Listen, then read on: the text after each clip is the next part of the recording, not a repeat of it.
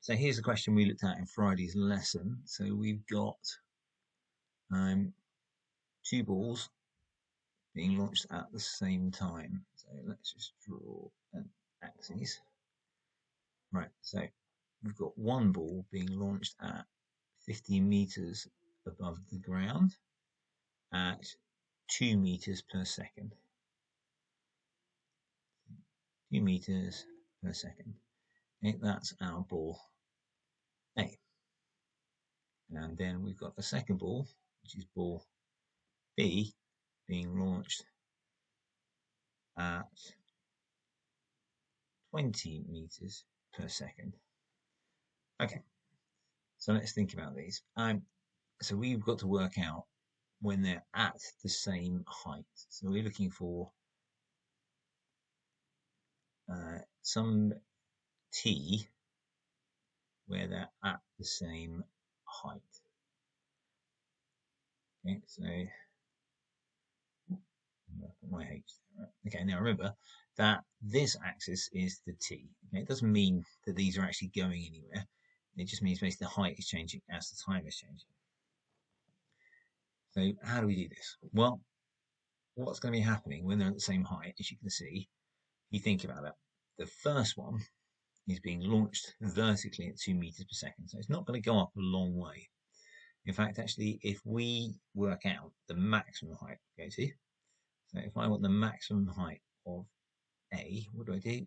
I basically take 0, because I'm going to do v squared equals u squared plus 2as.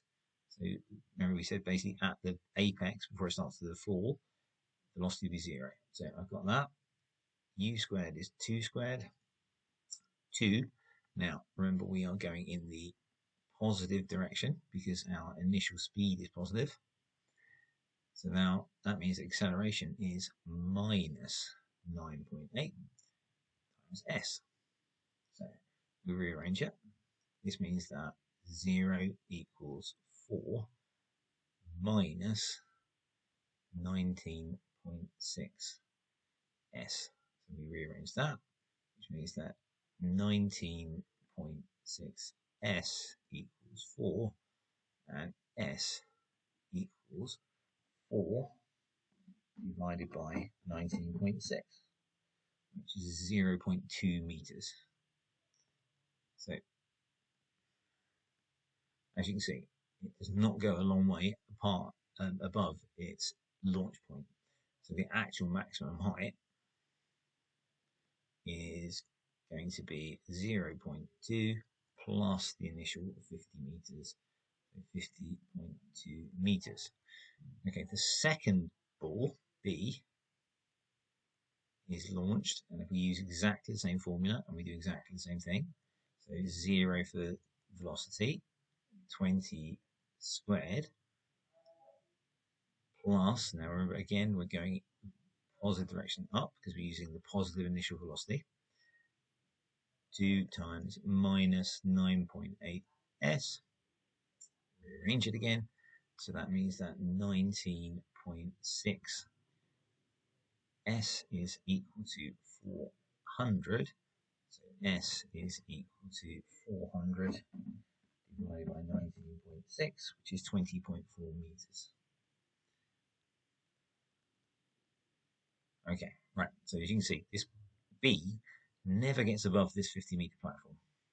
So how do we find the time when they're at the same height? Well, what we can do is we can take this 50 meters and we'll put that as s. And we'll do s equals ut plus half a t squared.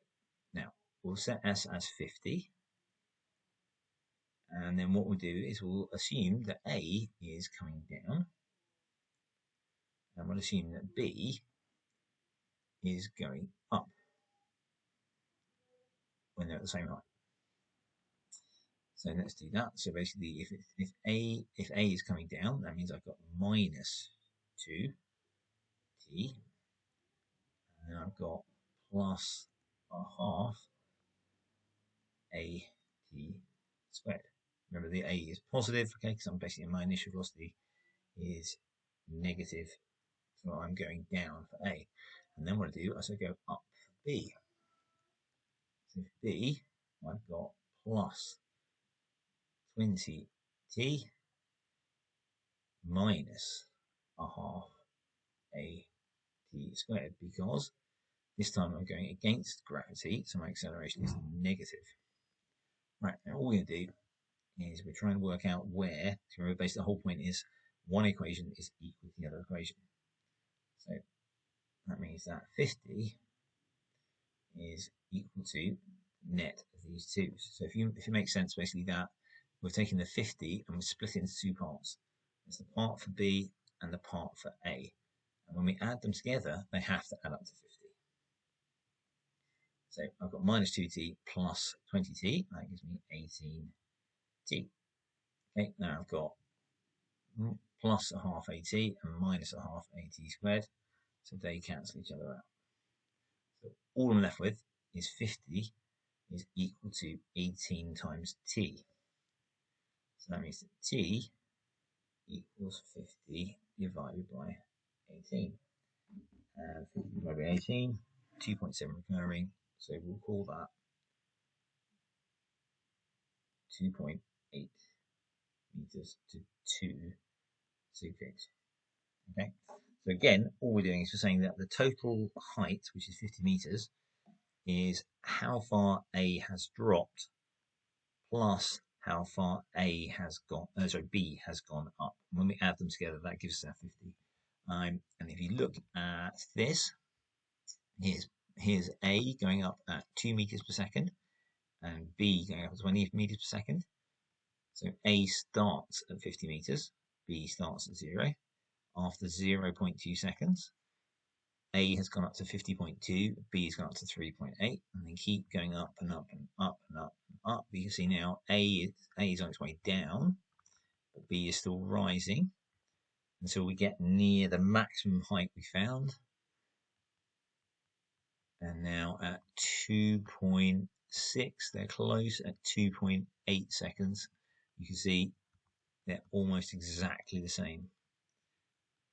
Okay, and then at 3 seconds, A is falling quicker than B, okay, because it's had more time to accelerate. So that's our answer. Okay, if that doesn't make sense, let me know.